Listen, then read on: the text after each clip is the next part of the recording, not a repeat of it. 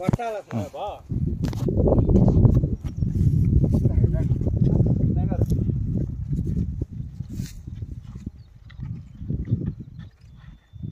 అండి, ఇది మదిర దగ్గర విలేజ్ ఖమ్మంపాడు వచ్చేసి ఖమ్మం జిల్లా. ఇక్కడ వచ్చేసి మనం మొన్న ఒక 3 days బ్యాక్ పాయింట్ పెట్టడం జరిగింది.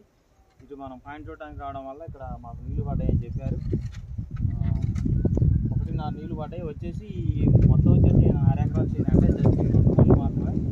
ఇక ఈ 1.5 నీళ్ళు అనేది ఇతనికి సరిపోతాయి, సబ్సిడీ సరిపోతాయి అని చెప్పారు. ఓకే, థ్యాంక్ యూ కృష్ణయ్య గారు. Okay, thank you. హ్యాపీ కదా నీళ్ళు పడ్డాయి? ఓకే ఓకే కృష్ణయ్య గారు.